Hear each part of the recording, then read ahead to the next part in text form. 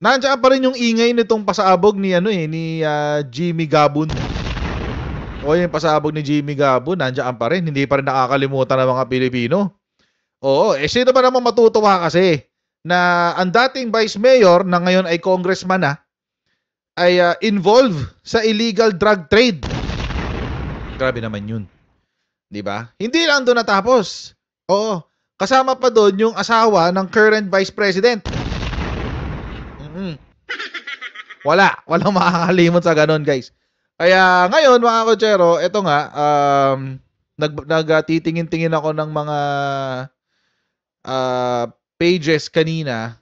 Isa ho sa mga pages na nakita ko yung post kasi syempre naka-follow tayo sa mga sa mga tao-tao. Yung kay former Senator Trillanes. May pinost na naman siya. May pinost na naman siya, guys. Ayan, so nag-post na naman si former Senator Antonio Trillanes. Ano yung pinost niya? Ito yung post niya. Papakita ko sa inyo saan na ba? Yun. Yan yung post niya kanina. Ay, natakpan. Antonio saan ni Trillanes? Ayan, verified yan. Ayan. 6 hours ago lang yan. 2:55 PM pinost, mga kotsero. Ang involvement ni na Duterte at Bongo kay Michael Yang. Ito na nga, mga kotsero. Ay, wait. Bago tayo pumunta dyan, as usual tayo mag-shoutout muna sa mga kaibigan natin sa Sendwave. Kung kayo ay nasa US, UK, Canada, Italy, France, Spain, Ireland, and Belgium, may pwede na kayo magpadala ng inyong mga remittances sa Pilipinas gamit po ang Sendwave. Ang gagawin nyo lang ay download ang app, lagay nyo yung account details nyo at pwede na kayo magpadala sa GCash, sa mga bangko at iba't ibang mga pawn shop sa bansa. At kapag ginamit nyo pa kayong promo code na Coach Jarrett, ay makakuha kayo ng karagdagang $20 free credit. Kaya gamitin na si Sendwave for all of your remittance needs. Mga kotsero, hindi pa nga kumakalma tong issue na to Hindi pa kumakalma to. Hindi pa to tapos. Etong kay Mans Carpio at kay Pulong.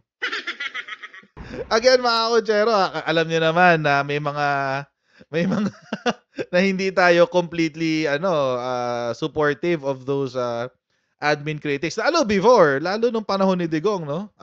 I'm pretty sure na sa mga naka-follow na sa atin noon pa, alam niyo yung mga sinasabi natin tungkol kay Trillanes na parang sundalong kanin, etc. Pero ngayon, mga kotsero, mukhang totoo yung mga sinasabi ni former senator. Grabe, no? Di ba? Mukhang totoo, mukhang may katotohanan na lang talaga, mga kotsero. So, ito yung pinost niya. Yan. Yung testimony ni Colonel Asierto. Actually, matagal na to. July 10 pa to. July 10. Yan, July 10 pa to. Pero hindi ko alam kung napanood nating lahat. Kasi ako, parang hindi ko yata ito napansin. Itong testimonya ni Colonel Asierto. Kung napanood nyo na before, then good for you. Papanoorin natin ulit. Kasi, again, mga kotsero, mainit na mainit tong kwento na to ngayon Oo, mainit na mainit tong kwento na to ngayon. Yung connection ni Pulong ni Mans Carpio sa illegal drug trade. At ang common kasi dito, kumbaga, ang common thread nila dito ay si Michael Yang. Merong Michael Yang doon sa kay Asierto, meron ding Michael Yang dito ay Jimmy Guban. Hindi ito ang year nila, guys. Hindi ito ang taon nila talaga. Hindi ito ang taon nila. So panoorin natin, lalo na sa mga hindi pa nakakapanood nito. Iisa lang ba si Michael Yang? Oo. Oo. Iisa lang yung Michael Yang na yan. Walang the one and the only. Iba yung Michael Ma sa Michael Yang. Yung Michael Ma, hindi pa natin alam kung ano ba talaga yun, kung nasa illegal drug trade ba yun o hindi. Feeling ko, biktima lang ng fake news ni Marlo kayo. Kawawa naman. Pero ito si Michael Yang, alam naman natin, si Michael Yang, konektado siya sa illegal pogos, konektado siya sa Farmally, Ngayon, konektado na siya dito sa illegal drug smuggling, kasama si Pulong, tsaka si Man Scarpio. And then, itong testimonya na to, kinokonekta naman siya sa EJK. Michael Yang is all over the place. Hindi kaya ito si Michael Yang, baka hindi kaya siya yung agent ng Chinese Communist Party. Di ba? Baka siya yung agent ng Chinese Communist Party para trabahuin si Digong. Di ba? Hindi natin alam eh. I mean, nag-iisip lang naman ako, di ba? It could happen, we don't know. Baka siya yung baka siya yung connection sa China ni Digonggong. Hindi natin alam. That's a possibility. Pero panoorin natin tong kay Share to. Medyo mahaba lang, 18 minutes. Pero hindi ko na siguro i-stop ito, no? Kasi hindi ko pa rin to na, this is the first time I'm going to hear of it. Sabay-sabay tayo, guys. Game! Game. Drug Enforcement Group. Ay. Ako din po. Ulit. Ang parehong pulis. Magandang umaga po sa inyo lahat. Ako po si Police Colonel Eduardo Acierto. Ako po ay isang pulis na nanilbihan ng mahaba at tapat para tulungang masawata ang illegal na droga sa ating bansa.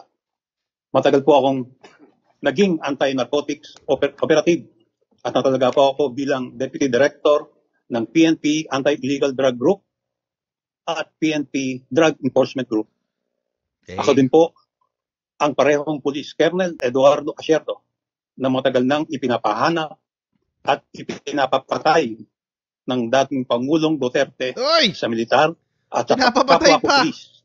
Pinapapatay po ako ni Duterte dahil natalisod ko at pinaimbestigahan ko sila Michael Yang at Alan Lim na malapit nilang kaibigan ni Senator Bongo. Ayun. Ako po at kasamahan kong si Police Captain Lito Perote ang nakadiskubre ng mga illegal na aktibidad at gumawa ng report tungkol kay Michael Yang at Alan Lim, mga personalidad sa illegal na droga na laging nakikitang nakasama ni Pangulong Duterte at Senator Go. League advisor ni Digong yan eh. Yung si kasamahan ko po si Police Captain Perote ay dinukot po sa lobby ng isang hotel sa Bacolod. Ay, grabe. Ng 5 armadong kalalakihan na nakasuot ng bonnet at bulletproof vest. Meron din po silang mga lookout sa labas. Hindi na po makita hanggang ngayon si Perote. Wala na yun. At malamang patay na si Perote. Malamang sa malamang. Matagal na po akong natatakot para sa aking buhay dahil ako ay pinapapatay ni Duterte. Sila po ay ma-impluwensya hanggang ngayon.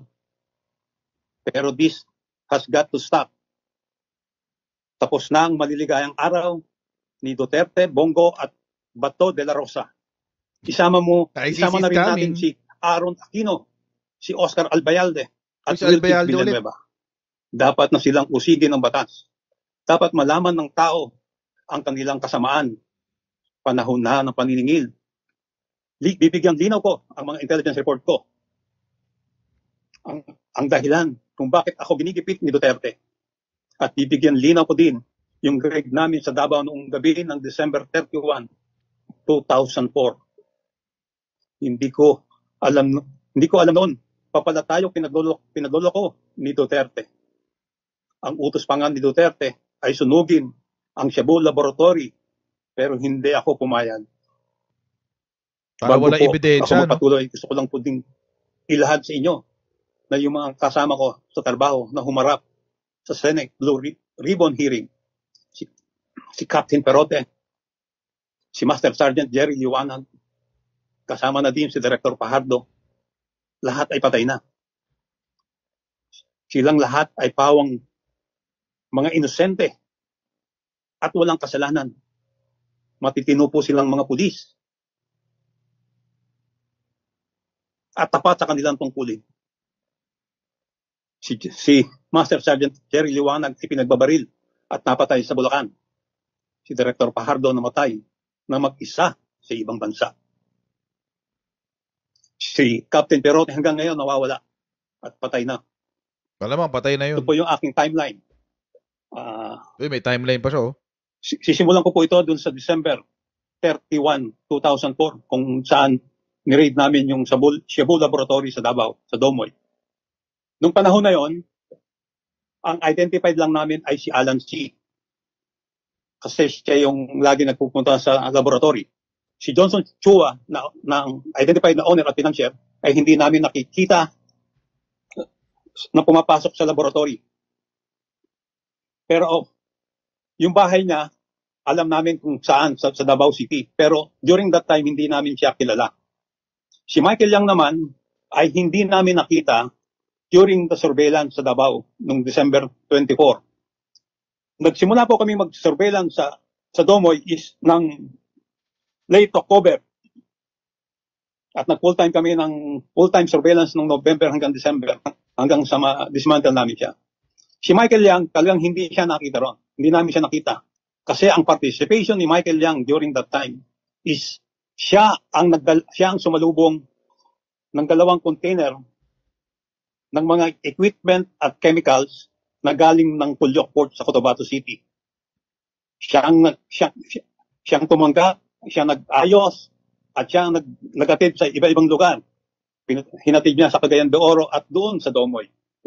Yan ang participation ni Michael Yang sa Davao Laboratory noong 2004. 2004 noong po. April 2016, una kong narinig o unang nireport sa akin ng aking asset, si Michael Yang. Ipinakita sa akin ng aking asset yung picture ni Michael Yang, ni Duterte at ni Bongo sa loob ng eroplano. Yung pong nakikita nyo, yan po yung picture na pinakita niya sa akin. Ang sabi niya sa akin dito is si Michael Yang is laging kasama si then presidential candidate Duterte. Nangangampanya at si pa Bongo. sila nito.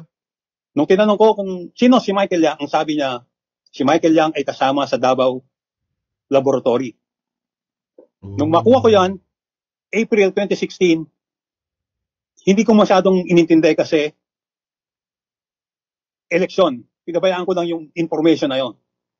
Pero, at kasama dun sa impormasyon na binigay niya, is si Michael Yang ay kasama niya si Alan Lim lagi, o alias Ayong. Silang dalawa ang patuloy na nagtatrabaho sa illegal na droga. Ito sila, oh. At sinabi rin niya na si Alan Lim o si Lee Wen-chong o Wen Li Chen ay involved sa na-dismantle na Cebu Laboratory sa Cavite noong 2003. So ang ginawa ko is kumuha ko ng ebidensya. Ang ebidensya, ang nakuha ko nung November 2016, alam na ni Chief De La Rosa during that time na si Michael Yang at Alan Lim ay may involvement sa droga. At ang sabi niya noon is imbestigahan mabuti, kumuha ng ebidensya. So, naghanap na kami ng ebidensya, nakuha namin ang court record ni Alan Lim o Wen Li Chen sa Cavite RTC. Ito yung desisyon ng kanyang kaso sa Cavite RTC. Na-dismiss ang kaso niya dahil by failure to observe Section 21 ng mga police. Na technical sila.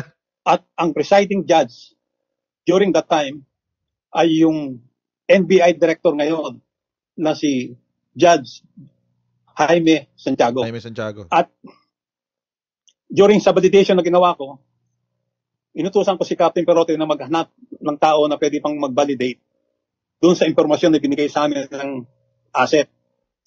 So, noong August 10 to 12, bumiyahe kami ni Captain Lito Perote sa Davao City at kinausap namin ng isang informante para matanong kung anong involvement ni Michael Yang sa Davao Raid. Nakausap namin siya, pinakitahan namin siya ng mga pictures ng iba-ibang litrato ng Chinese at nung nire-review niya yung mga pictures, isa sa mga itinuro niya ay si Michael Yang. Pero ang sabi niya, Sir, yan si Dragon. Sabi ko, bakit Dragon ang tawag mo? Chinese eh. Sir, may tattoo yan sa likod ng Dragon. Alam ko dahil Chinese. Tapos, tinanong ko kung anong participation niya. Sabi niya, Sir, yan ang kumuha o tumanggap ng 2 container galing Pulyok ng mga equipment at chemicals para doon sa Domoy at yung iba dinala sa Cagayan de Oro. Sa huli, sinabihan namin yung informant na yon na patuloy na maganapan ng impormasyon tungkol kay Michael Yang. So, bumalik kami ng Maynila. Pagbalik namin sa Maynila, by September tumawag yung asset sa amin o tinawagan nila dito yung asset namin para tanungin kung ano yung na-discover niya.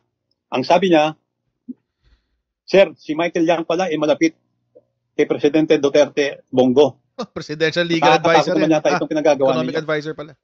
Sabi ko, huwag kang matakot, hindi makita susunugin. So talagang na-confirm na si Michael Yang ay talagang malapit kay Presidente at kay Bongo. Correct. Obvious so gumawa naman. na ako ng report. Ibinigay ko ang report ko noong September 2017 sa director ng Drug Enforcement Group para ibigay kay Chief PNP De La Rosa. Pero ito yung panahon ng Marawi siege. Hindi niya na ibigay at siya ay na-relieve at ginawa siyang regional director ng ARM, ng BARD. So, ibinalik sa akin yung report. Hinawakan ko lang. Then, nung December 2017, nalaman ko na si Alan Lim ay iniimbestigahan din ng anti-kidnapping group dahil sa involvement sa kidnap or ransom ng mga Chinese sa mga Pogo. Ang report noon kay Alan Lim is alias Ayong. Kasi si Alan Lim, ang dami niyang pangalan. Si alias Ayong ay siya ang nagpapacilitate ng payment ng mga ransom. Parang umabot na sa 120 million yung na-facilitate niyang payment. Grabe, 120 million. At nung sa second week ng December, nag-report ako, kinausap ko si General Cascolan at inireport ko sa kanya about yung aking report. Kasi sinabi ko sa kanya, mukhang hindi naman totoo yung war on drugs. Sabi niya, bakit?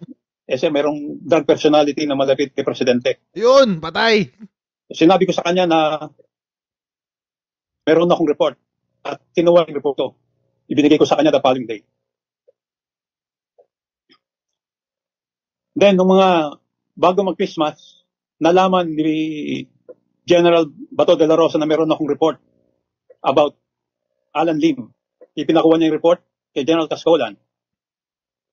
Si IDG yata yung sa Cascolan. Alam na ni General Bato de la Rosa bago mag-Pasko ng 2017 ang report ko. Pero wala akong nalaman o wala siyang official na ginawa. Pero nakarating sa akin, mayroong nag-report sa akin na kinonfront ni Chief PNP Bato de la Rosa si Alan Lim.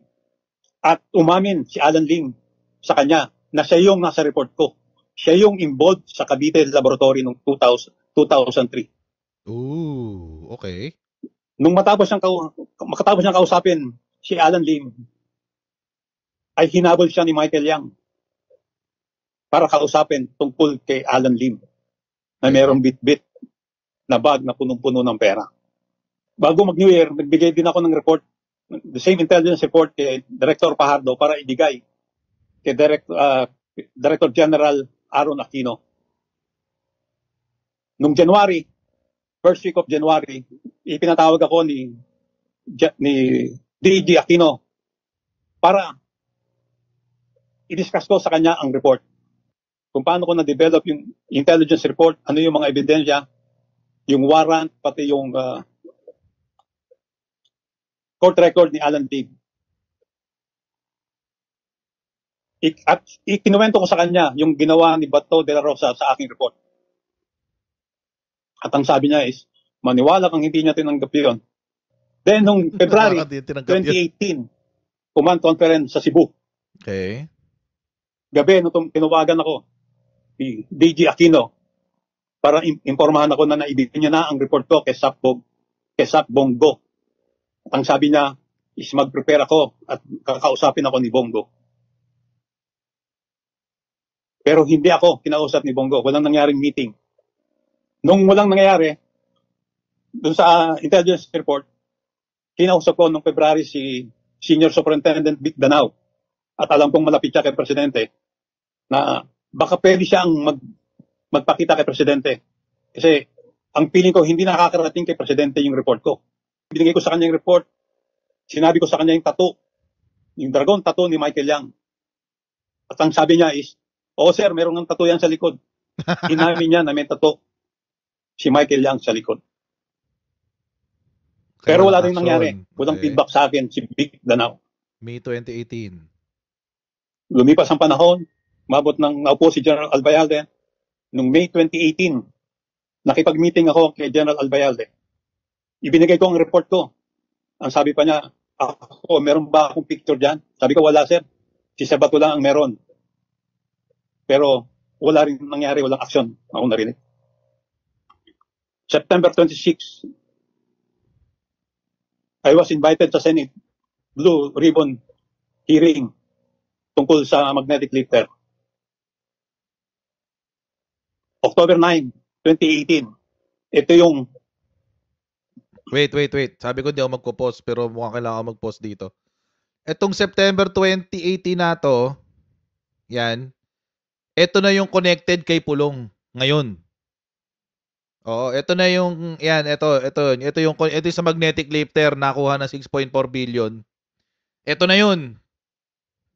Yan, yung September 26, 2018 na yan. Yan na yun, yung hearing na yun.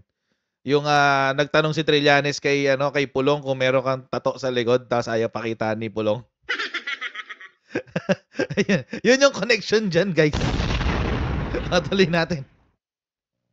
araw na ibinigay ko kay Senator Gordon yung report ko na hindi niya inaksyonan o tinago niya.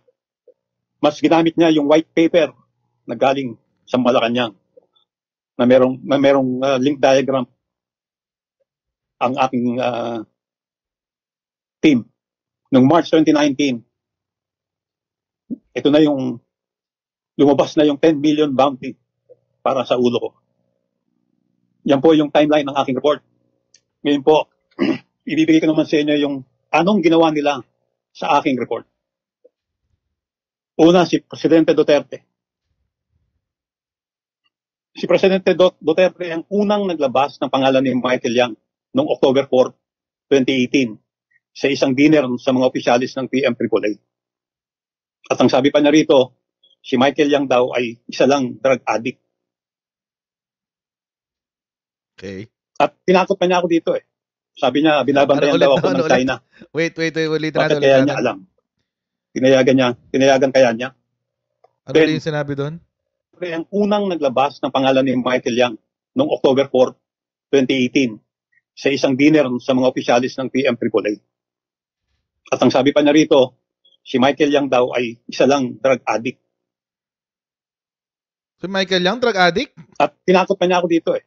Sabi niya, binabantayan daw ako ng China. Bakit kaya niya alam? Tinayagan kaya niya? Then, meron siyang okasyon sa South Cotabato.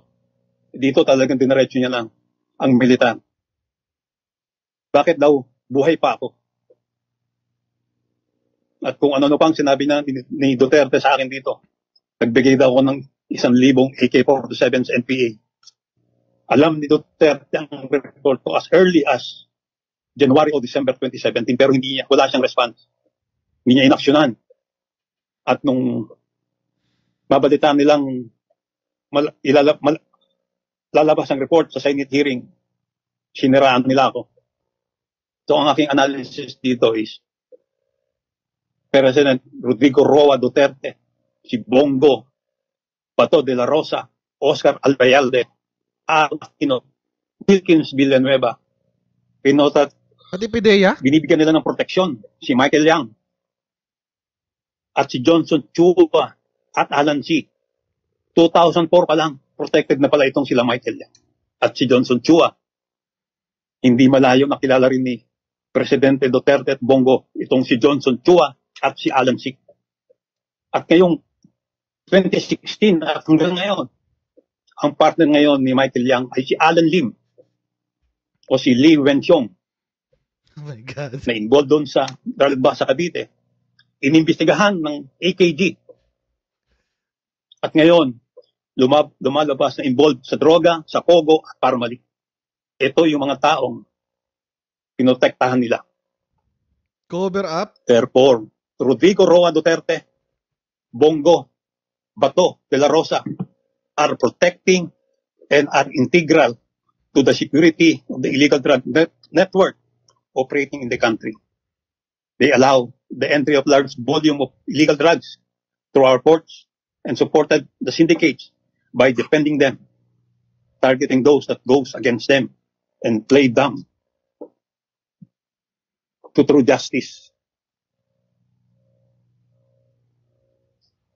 These are my facts based on my personal experiences, information gathered, So first and hand assessment experience to. as an experienced anti-narcotic operator for 2 decades.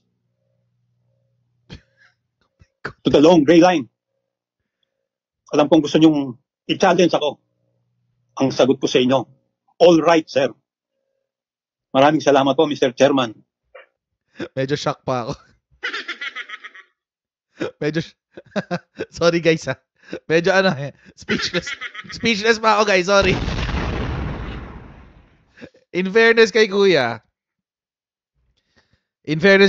kompleto siya ng facts niya. At least, kapag gumawa siya ng judicial affidavit niya, mukhang magiging malinaw yung kanyang judicial affidavit. Judicial affidavit, mga kochero, ito yung parang statement, sworn statement niya.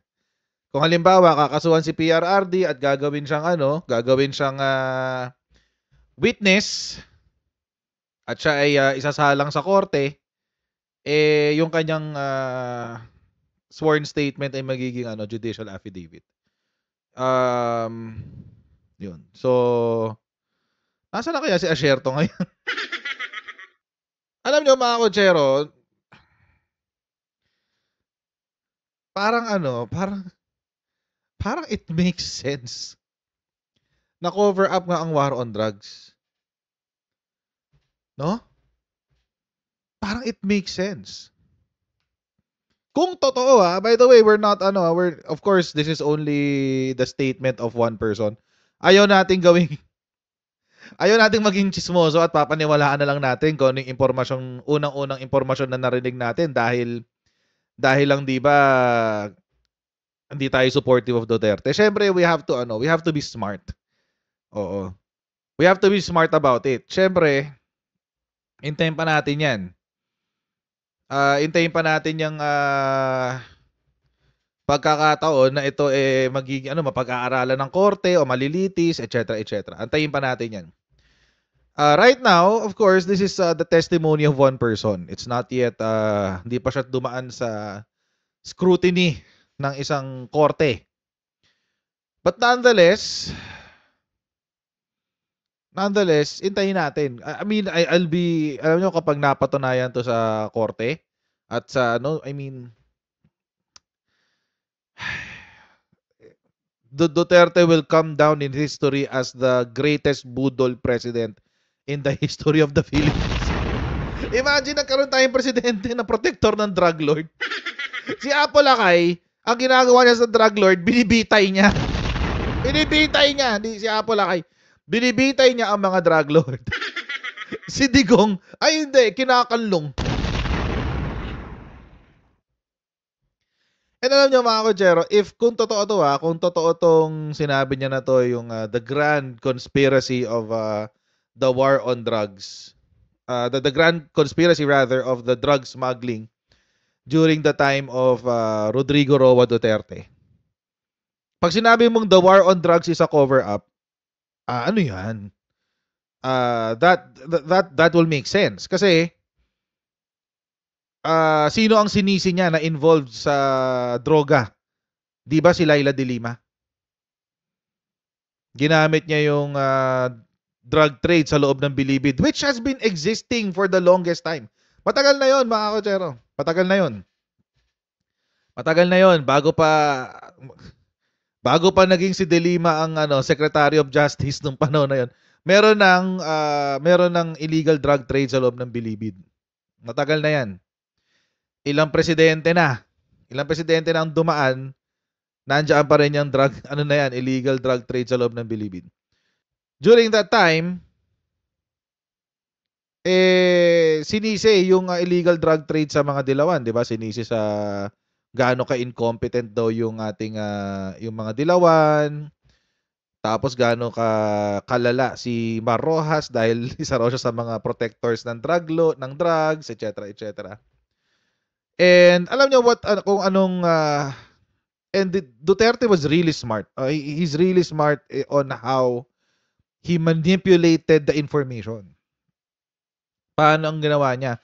Binomba niya lahat ng impormasyon sa social media. You know, mga kotsero, it's genius. Alam niyo kung bakit? If it's not so bad, if it's not so evil, it's genius. Alam niyo kung bakit? Kasi ang mga Pilipino, mga kotsero, kinukuha ang balita sa hindi na sa TV, sa social media na. Sa social media. So kung gusto mong pabango, kung gusto mong pabida, gawin mo 'yan, wag sa TV, gawin mo 'yan sa social media. Ganun. So during that time, syempre inosente pa tayong lahat, di pa natin alam na ganun pala yung strategy nun, pabanguhin lang ang pangalan ni Digonggong. Dinaan niya sa social media yung propaganda niya. And it will make sense kasi si Digong, ang ginawa niya talaga, pinatutok tayo doon sa mga pusher. Di ba nakatutok tayo sa mga pusher? Tsaka sa mga addict. Oo. Sa pusher tsaka sa addict. Hindi tayo nakatutok doon sa mga hindi tayo nakatutok doon sa mga drug lord, sa mga supplier. So, habang tayong lahat ay nakatutok sa mga namamatay na mga pusher, quote unquote, hindi lahat yan ay pusher. Bakit? Kasi meron tayong 16,000. Pinag-usapan natin ito kagabi. Meron tayong 16,000 na namatay during the drug war na hindi verified kung sila ay pusher o hindi.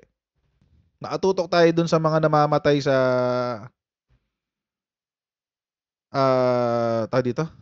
sa drug war.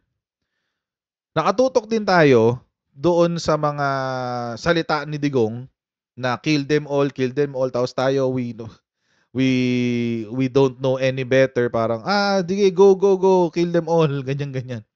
We don't know any better. Tapos nagulat-gulat na lang tayo, 26,000 na ang patay, 30,000 na ang patay, hindi natin alam.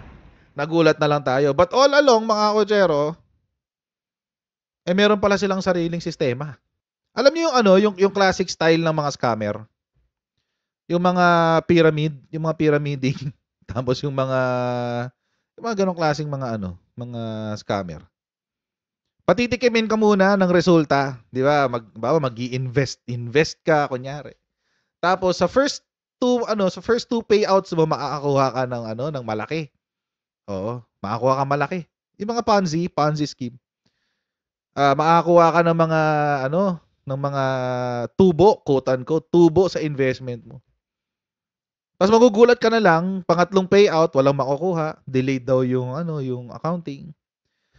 Tapos pang-apat na payout wala ka uling makukuha, pang-limang payout wala ka pa rin makukuha, pang-anim wala na, hanggang sa nagtago na yung mga leader nung Ponzi scheme.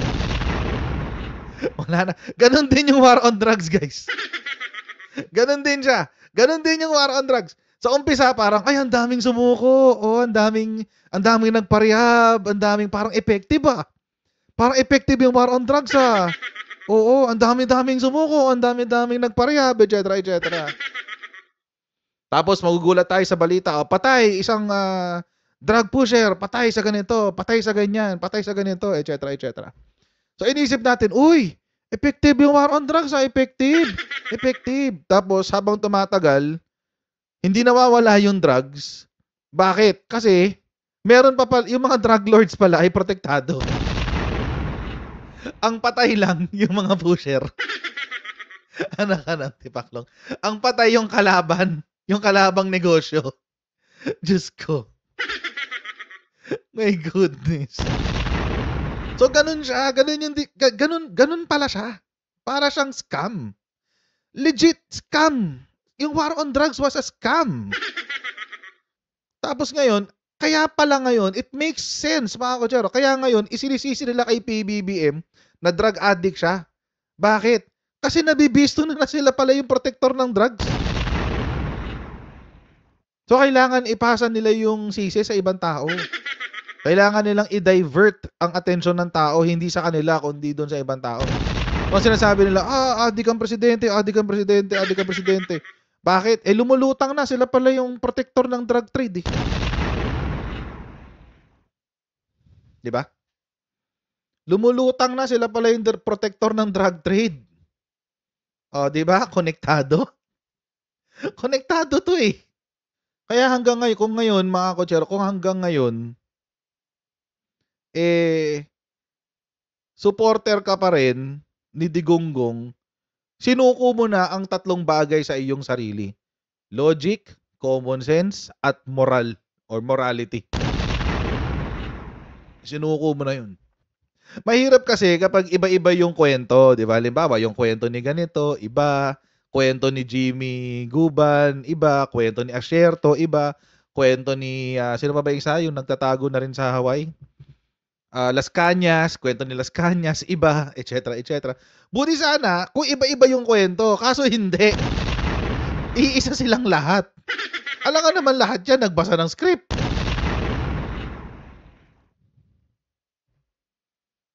Di ba? Alam ka naman lahat yan, nagbasa ng script. Siyempre hindi. At kahit nagbasa sila ng script, mga kotsero, at one point, tatapilok ka sa kwento eh. At one point, tinan nyo kay Morales. Tinan nyo kay Morales. Kahit nagbasa siya ng script, ilang beses siya tumapilok sa kwento niya. Para akong nanonood ng live ng parang totoong version ng ano ba yung pelikula ni Paolo? Ni Piolo Pascual. Para akong nanonood ng totoong version ng On the Job, guys. Grabe to ha. Grabe siya. Totoo lang. Sa totoo lang, mga kotsero. Sa totoo lang. Kaya pala sobrang tutok na tutok siya sa war on drugs. Kasi kailangan niyang protektahan yung whatever interest meron siya.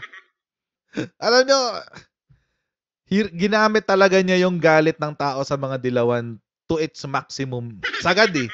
Sagad yung gamit niya dun sa galit ng mga tao sa dilawan. During that time nga, mga kotsero, wala kang choice. It's either you support Duterte and whatever crazy stunt he is doing, or you support the Dilawans. Syempre, ayaw mo sumuporta sa Dilawan, so wala kang choice. Kay Duterte ka talaga. Diyos ko, buti na lang talaga ngayon may Bongbong Marcos na ulit. Para may option tayo, mas matino. At least ngayon tatlo na. May Dilawan, tapos yung DDS, tapos yung The Return of the Loyalistas. The Return of the Comeback. At ayun mga kotsero, maraming po salamat sa inyong patuloy na pagsuporta sa ating channel. Huwag niyo pong kalimutan mag-like, mag-share at mag-subscribe sa Coach Jared YouTube channel. Subscribe na rin kayo sa aking bagong channel, Coach Jared Reacts. Reacts as in with an X. Reacts. Ayan. At follow niyo rin po ating Facebook page, Jared Pulido, para lagi po kayong updated sa mga schedule ng ating live stream. And I'll see you in our next live stream, guys. Alright, God bless and see you next time. Bye!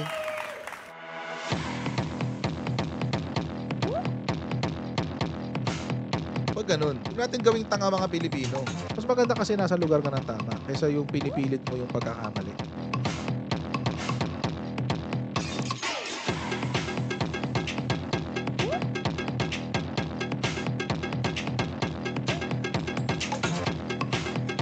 Are they willing to go that far? Hindi makakalimutan ng Pilipino yan hanggat di nasasagot niya. Sino ngayon nagsasabi ng totoo?